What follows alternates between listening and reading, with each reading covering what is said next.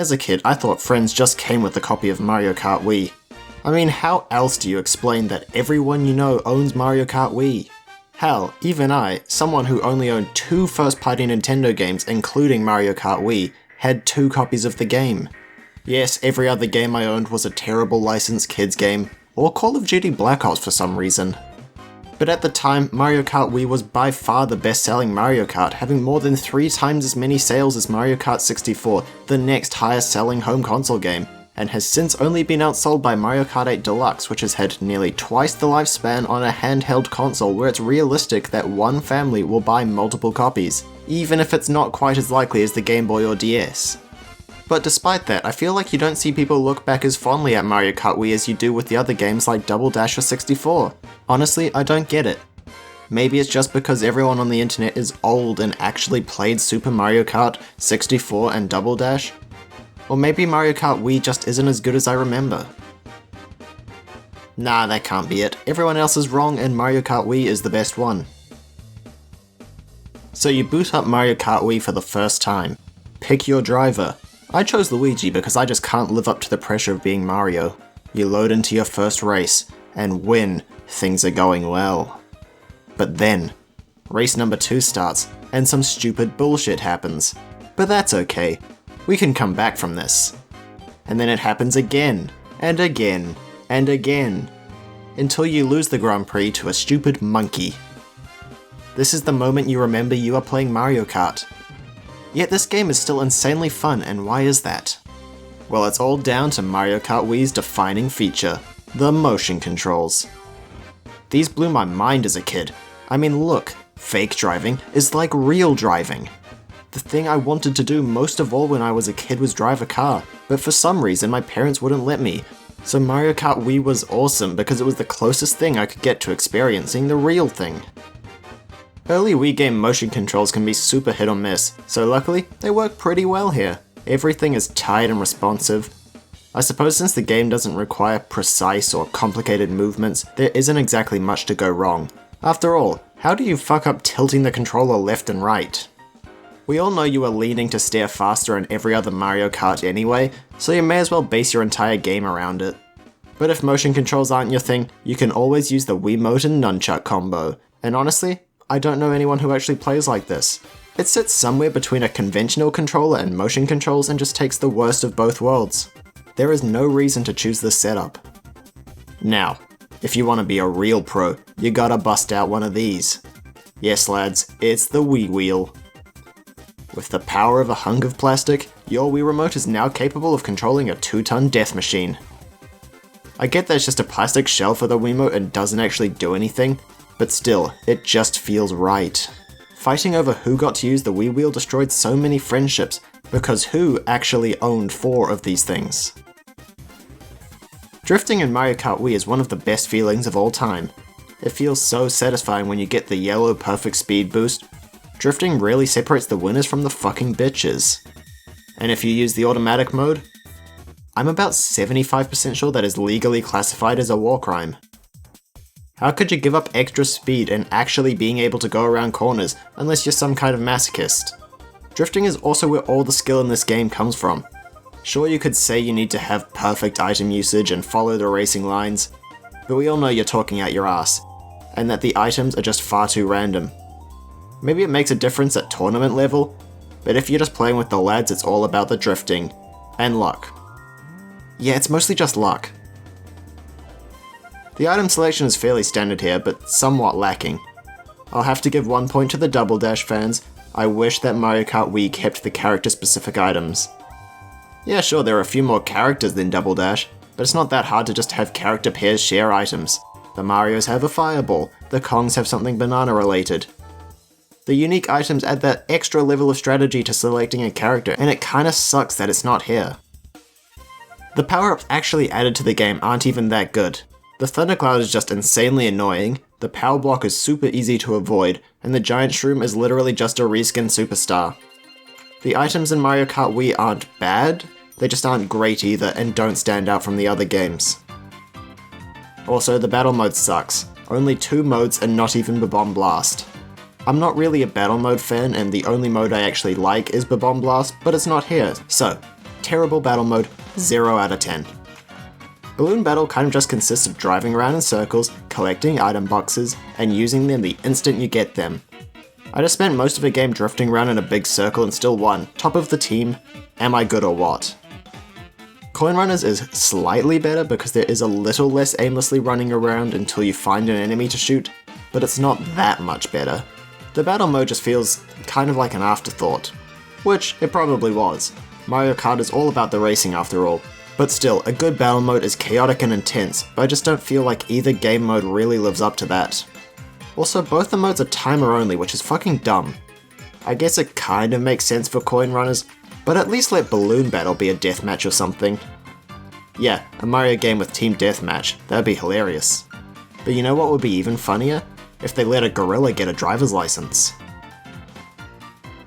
Oh my god, they fucking did it. They let the apes drive a car. Oh, and I guess they have like Mario and stuff too. Yeah, Mariokart Wii has a pretty decent character lineup. I mean, sure, there is some filler here, like every single baby character, and some that I just question why would you ever need to be here, like Dry Bowser or Birdo, who is probably only here because she was in Double Dash. But overall, it's a pretty solid selection. There aren't any characters missing that I think really needed to be here, and a few cool additions like Rosalina and Funky Kong. Of course, since this is a Wii game, Miis are also playable, which while being kind of cool, I don't think anyone ever really used them. I mean, maybe there are some die-hard Mii fans in the Mario Kart Wii community, and I'd rather have them than not since it is pretty cool being able to put yourself into Mario Kart, but admittedly, I'd probably rather have a few more Mario characters as playable drivers. Now the kart selection. This is where shit gets good. So much to choose from with 36 karts and bikes. Honestly, I can confidently say, I don't think there is a bad one. Or at least I thought I could, until while researching for this video I realized I don't think I ever unlocked even half of the karts in the game. But honestly, the default kart list is so good I didn't even notice that I only unlocked like a quarter of the unlockable vehicles. Well, either that or I was just a really dumb 10-year-old. But we need to talk about the bikes. Probably the biggest new feature of the game aside from motion controls. Take a car, remove a few wheels, and congratulations, you made an exciting new vehicle for Mario Kart. Bikes add a cool bit of strategy to the game when picking your vehicle, since they can do a wheelie to achieve a higher top speed but in general have worse handling, and are far more easily bumped out of the way. In reality, most people, myself included, just pick whatever looks the coolest, but the option to be strategic is still there, just with the trade-off that if you try hard in a game of Mario Kart, you might not have any friends left by the end of it. But do you know what's more important in a Mario Kart than the karts? That's right, it's the tracks. A Mario Kart lives and dies by its tracks. Sure, you can have the best controls, the best characters, and the best power-ups, but if all you have is a straight line to race it on, doesn't matter. Wii has 32 tracks, 16 new and 16 retro, and they're pretty damn good. I mean, some of these have become pretty iconic, like who doesn't know about Coconut Mall? Even my dog knows about Coconut Mall, and he doesn't even exist. Sure, some of them are pretty shit, like I absolutely hate Maple Treeway for being absolute bullshit at times. But even those are still fun just because they're bullshit for everyone. You need to have some bullshit tracks to give everyone a common enemy. I'd say the most important thing about the tracks in Mario Kart Wii, whether they are good or bad, is that none of them are boring. And of course, the retro tracks are just as good. I mean, they do have the advantage of being able to just pull the best tracks from the previous games, so they'd have to fuck up pretty bad to accidentally choose all of the worst tracks. The only real issue I have with them is that the Super Mario Kart and Super Circuit tracks just haven't aged the best. And that's not really a Mario Kart Wii problem. It's not really a retro track if they just make a new track but slap the old name on it, and you can't just pretend like the SNES and GBA games don't exist. As much as I may want to. But what differentiates the retro tracks from how they appeared originally? Well, it's all in the updated visuals. Wow, look at these graphics. So angular. It's beautiful. Be careful when admiring these character models or you might just poke an eye out. I love how they changed the wheel to be an octagon. Wheels in the past were just far too round for my liking. And everything looks like it's been smeared with Vaseline. What a bold artistic choice from Nintendo. Who would have thought that designing your characters with a chainsaw while blindfolded and then dropping them in jelly shit was such a good idea? So yeah, Mario Kart Wii's visuals just haven't aged the best. I know that the Wii has the power of moist cabbage, but that doesn't really explain why the graphics are arguably worse than Double Dash. Admittedly, when I played this as a kid, I never really noticed the weird artistic choices, and even now I can still ignore them. I wouldn't say the graphics are particularly bad, it's just strange because they look sort of washed out, almost like the artist just wanted the game to personify the colour beige. But now the music. This is where Mario Kart Wii really shines. The Mariokart Wii Original Soundtrack is not my favourite album, however, I believe from a musical perspective, from my knowledge of theory and other knowledge, it is the most influential album in the history of modern music. It has not sold over 50 million copies, it has not been streamed over 1 billion times, and it is not in most people's musical knowledge library in this day and age, because it's been over 15 years since it was released. The influence it has had is obviously unrecognizable in today's music. However, if you pay close attention to how modern music has progressed, you can observe the ripples it has created. But yeah, the music in this game is insanely good. I don't know what it is with Wii-era Nintendo and making some of the most iconic songs in all of gaming, but they just kept on doing it over and over with Mario Kart Wii being no exception. There is a reason Coconut Mall was used in pretty much every YouTube video for about 10 years. I went through the entire soundtrack while making this video, and I can honestly say, without a doubt, that I like every single song in the game. Hell, even the options menu theme is a bop. How did Nintendo manage to make a game soundtrack without even one single meh song? Every last one is just so good. Every track is just so upbeat and happy. You can't feel bad while playing Mario Kart Wii. It's as I always say, if you're feeling blue, play Mario Kart Wii.